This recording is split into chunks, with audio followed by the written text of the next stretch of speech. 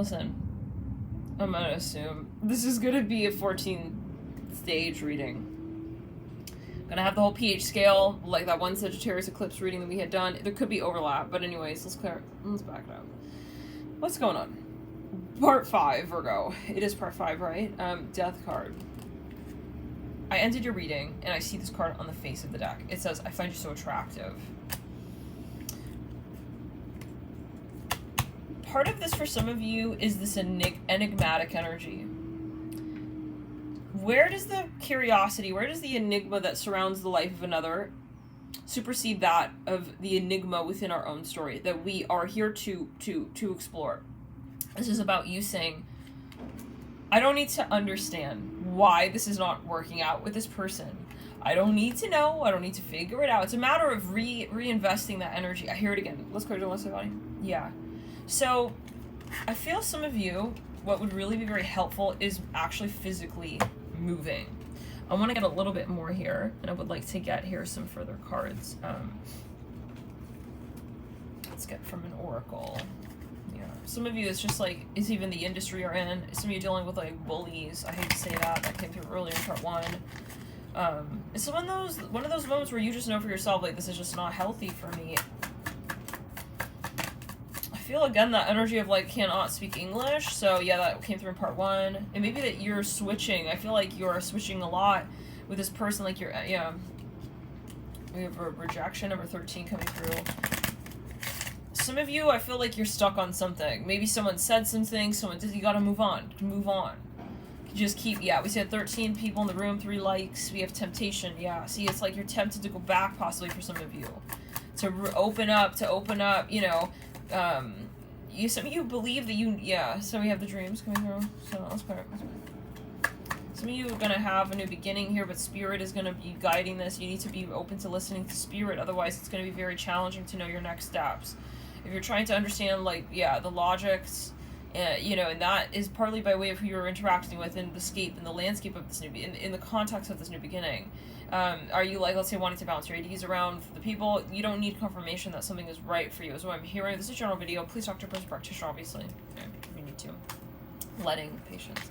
Letting go, it says.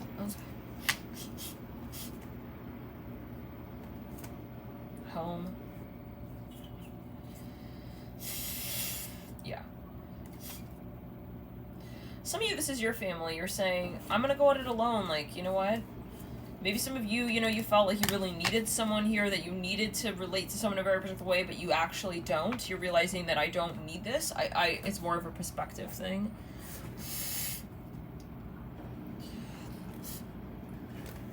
But yeah, as a starseed oracle medium, right, much of the lesson is how much you truly believe, to the point where you don't need to prove, right? And that includes to anyone, family as well. Sometimes it's like, you know, people don't understand why you're doing what you're doing. Some of you just feel that you need to go off on maybe a journey here, okay, that you need to be alone. Some people not understanding that. It says treasure your loved ones, slow down, interesting, and listen with your heart. You know, some of you are really wanting to find your tribe. I feel like you're feeling kind of lonely and outcast when it comes to your actual home for some. Or what is the, you know, the concept of, yeah, family or however. 10, I use some words to love others deeply. Yeah, pause and allow things to unfold. What is it that you really want to feel? And how are you actually creating a path where you can feel those things? Okay. For example, it's like, I feel like I want to interact with XYZ types of people on a daily basis, so what does my actual lifestyle look like right now? Am I opening myself up to situations, contexts, places, people, and things that are reflecting that? Okay, that ideal for me. Listen with your heart. Some of you dealing with bullies, I keep hearing that. So this seems like different factors, but different things affect different things, right? So if you have, like, opened yourself as well, let's say, if you're opening yourself and your work even to a certain audience, maybe you want to go more private, maybe even very public. It's like, I don't want to deal with paparazzi. I'm even hearing that, okay? I don't want to deal with, like, this public side of the relationship. Maybe some of you, you know, this is you and your person. It can be that you want to just kind of go off on your own. It's like, we don't want to deal with the public side of our relationship. We don't want to be hearing what people have to say about our connection. 4-4 right there. We don't want to connect to, you know, the family, for example. I'm not saying family is always toxic, but The more that you separate from family at times, you really can tend to realize certain things about yourself, okay, that are, appearing unforgivable. Interesting. When in the context of family. Wow. It's like some of you maybe realize, like, I was ashamed of this or I felt bad for that, but because it was like I was seeing what I loved in relation to the context of my family, something like this. And so some of you, maybe you're starting to realize that you don't really relate to your family, you don't really respect your family, maybe even you don't respect, something like this for some. You'll know how this message is resonating for you. Let's see here a little bit further. I want to get we're really pulling in with the oracles. Some of you gonna be meeting your soul tribe, but you gotta really be open, which means not just I'm open. Literally, this card came through. Open to abundance. Wow, number 8. That we pulled that number on those cards. The 3 aces, remember, it says believe you deserve it. Yeah. So rose gold cosmic pool. We said something about a rose earlier. Let's back it up. Oh no. Let's clear throat chakra. So some of you here, you got someone. Let's back the energy up. Let's clear throat chakra. You have a past life. This is a foe. This is an enemy. This is someone who's not really in alignment with your cause.